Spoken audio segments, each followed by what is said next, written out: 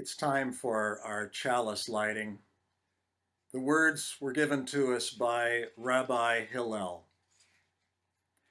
If I am not for myself, who will be for me? But when I am only for myself, what am I? And if not now, when? Good morning. Our church is meeting, just a little differently. Welcome to our weekly worship, an important way for us to connect, to be together, and to receive important information and inspiration. Here at First UU San Antonio, we believe that we are united by universal love that binds us in mutual care and affection, in our work for justice for all and for our planet, and that our faith is all inclusive, and all means all. Wherever you are in your life's journey, you are welcome here. We are learning to develop new ways of communication in this time of social distancing, and we hope for three things. One, that we will all become more adept with technology. Two, that we will find valuable ways to stay connected. And three, that we will always remember that we don't go to church, we are the church. And so we invite you to sing with us, Spirit of Life. Spirit of life, come unto me. Sing in my heart all the stirrings of compassion. Blow in the wind, rise in the sea. Move in the hand, giving life the shape of justice. Roots hold me close, wings set me free. Spirit of life, come to me. Come to me. Just a reminder, you don't have to know how to sing. So I invite you to join in reciting our covenant that binds us as a beloved community.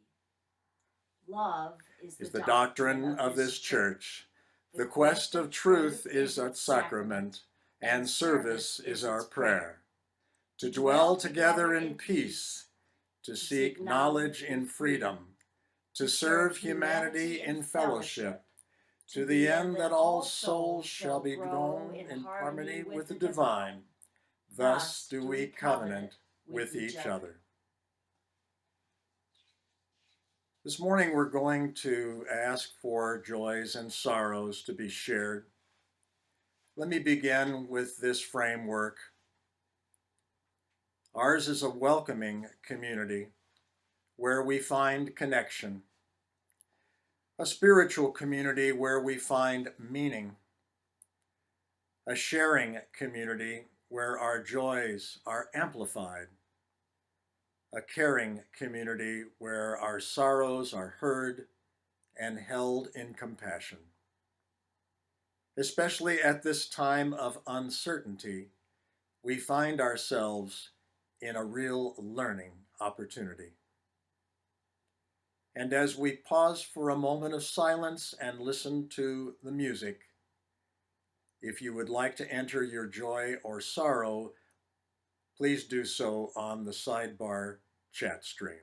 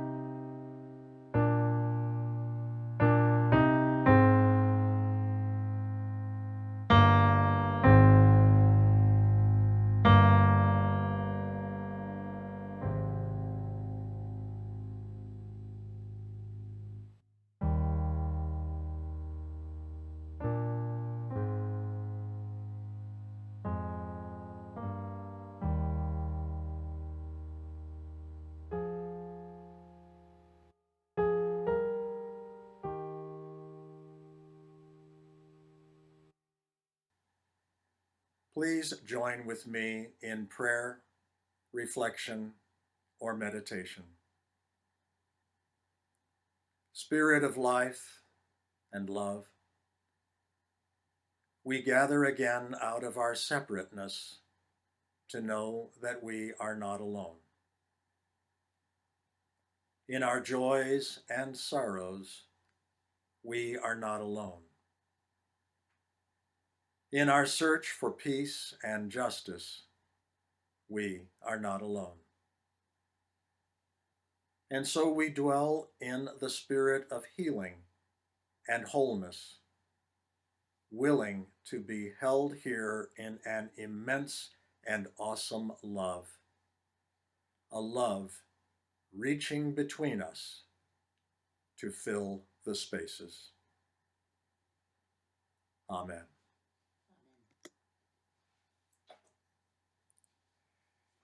We'd like to have an offertory today, and if you're willing, we may have a place on the screen for you to click to make an online gift to our beloved community. If not, you can go to our website, uusat.org, and find the link to online giving. Carolyn and I will share our words for our offertory. There is no church without its people. We are this church. We are all it means, even outside our walls.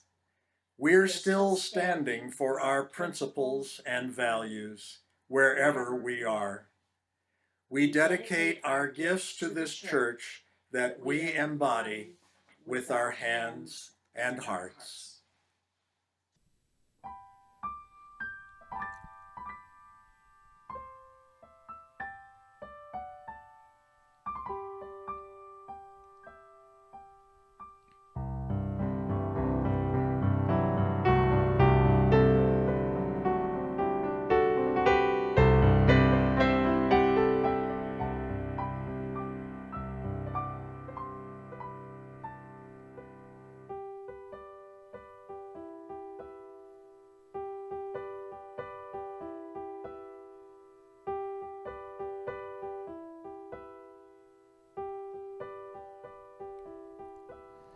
Why are there so many songs about rainbows, and what's on the other side? Rainbows are visions, but only illusions. Rainbows have nothing to hide. So we've been told, and some choose to believe it. I know they're on wait and see. Someday we'll find it, the rainbow connection, the lovers, the dreamers, and me.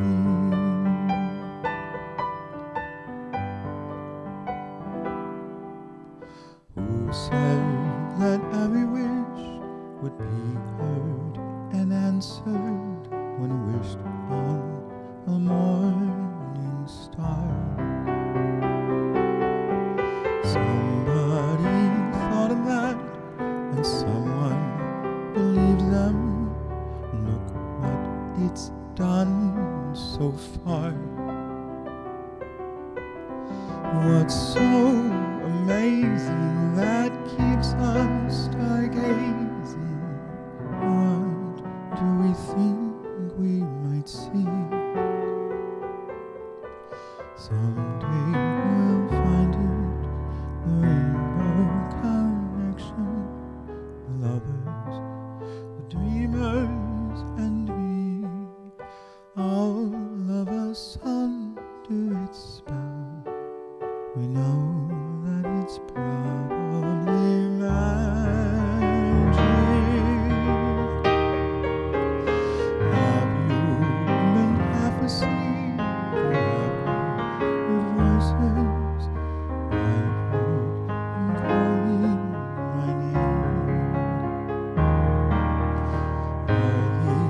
the sweet sounds that call the young sailors. Voice might be one and the same. I've heard it too many times to ignore it. Something that I'm supposed to be. Someday we'll find it, the rainbow connection, the lovers, the dreamers, and me. La da da dee, da da do, da da da da dee da do.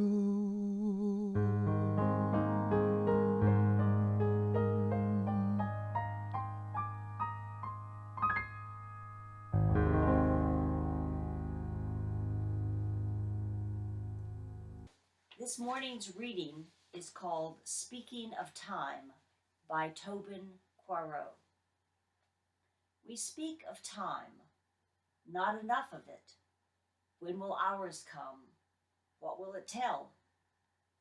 Filling it, losing it, needing it, wasting it, occasionally finding it, heavy on our hands. Yet the time that it takes for day to turn to night and return once again is no time at all for those of us who pay no attention. The morning dove calls in vain to let us know the light is returning while we turn on the news and brew our coffee. The seasons flow in turn, one to the other, while we head into work, take on the task of the day. We stay on track, we get things done. And remember sometimes to take our coat against the cold. The past, too, makes its claims, and the future calls all too loud, taking us away from the present moment and our presence in it. Time remains with us, shocking us with a child grown tall or a loved one lost. We hide from it, deny it, rail against it, fear it. When will we ever take time enough for now?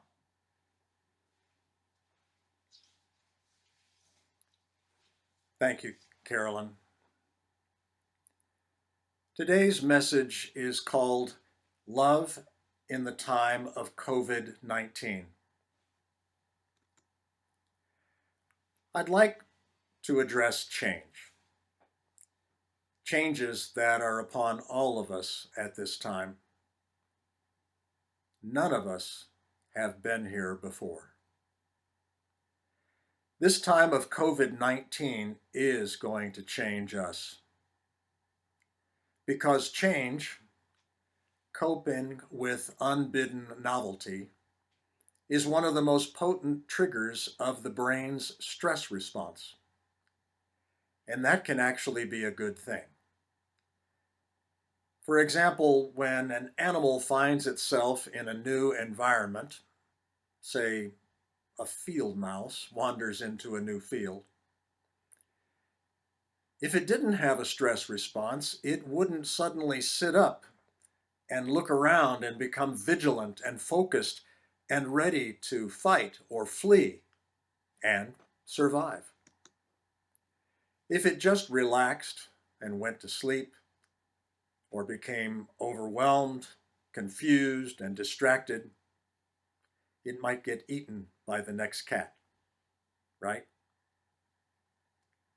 So we as a human species need our stress response to survive. Yet it can take a toll on us as individuals.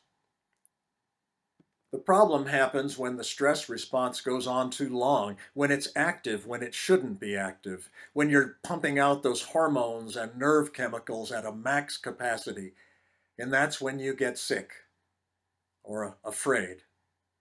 And that's when these chemicals and hormones have an adverse effect on the immune system and change its ability to fight disease. If you remember my first sermon to you this year on February 2nd, I spoke about the theme of the book Howard's End, which is only connect. I posited that a church, our church, is about connection, and connections are about trust. When I launched our annual pledge drive, oh so long ago on March 1st, I said that a church moves at the speed of trust. Today, let's address trusting and how to develop it and use it during this time of COVID-19 as an antidote to stress. I'll frame it in terms of Stephen Covey's circles of concern, which are wide and broad, like a global pandemic, and circles of influence, what we can actually do in our own families, homes, neighborhoods, congregation, and city. Fact is, in the last few months, we have been receiving mixed messages about COVID-19. As a result, we continued to circulate with the effect of exposing and infecting ourselves and others, until public health officials strongly advised governments to give a clear message of facts and eventually to mandate the recent widespread community shutdowns. The message is clear, that flattening the curve of the viral growth will have the effect of keeping the country, our local cities and communities, within the framework of our limited capacity to offer medical support. Hence, the last few months and our current reality of very modest preparation in the face of this global pandemic have produced stress for many of us and those we know and love. It presents a valid reason for our concern and even anxiety. And I know that you know this. Stress may be natural and scientific, yet it is not the best solution to our problem, especially when it lasts so long and is ramped up. Fight or flight is not an effective control for COVID-19. Actually, the better strategy is to stay calm, stay home, and stay useful, which is now mandated. Staying calm, staying home, and staying useful. Our capacity to mitigate the natural effects of stress lies in our own trust, creativity, innovation, and support of and for our community. You see, even in physical distancing, we can discover novel ways to connect. Many of us who are retired or semi-retired have recently found a little more time in our lives. We've received and sent more phone calls, emails, snail mail than usual, including notes and cards from family and friends. These are life-giving. And in this time of time, some are finding a bit more time and space to do other things, life-giving things, trust-building things. Yet there are many of us in this time of time who have less time and might be more stressed, especially if we have children at home while working at home. Here's where some creative support and trust might come into play. We can see our present condition in terms of a new divide, those with more time and those with less. How can those with more time support those with less? Often we think it's the younger persons who need to serve the older ones.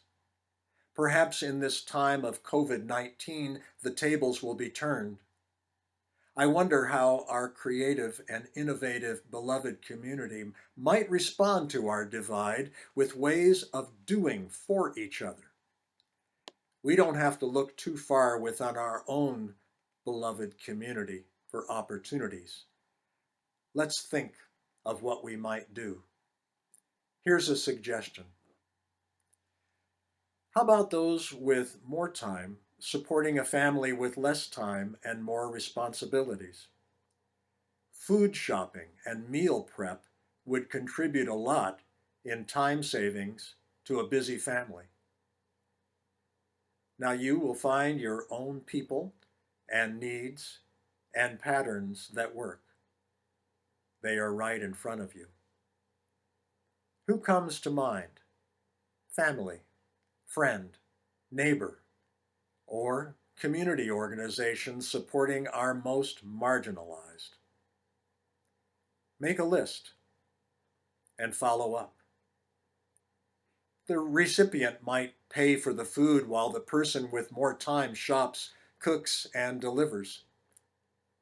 At our home, Carolyn and I are cooking more than we need. Soup, chili, rice and beans. We have purchased extra carry-out containers for deliveries, and sometimes they're returned and sometimes they're paid forward to others. Our deliveries are always appreciated, and we always feel better for giving. Now we have a list of 12 recipients of our extras. So you see, our divide during this time of time can be a unifying factor for us.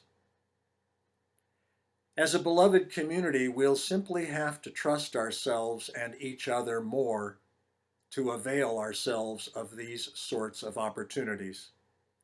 We'll have to be willing to ask and to receive, as well as to offer and to give. These actions will contribute more to our oneness than we now know, making us more whole, a wholeness that we can feel.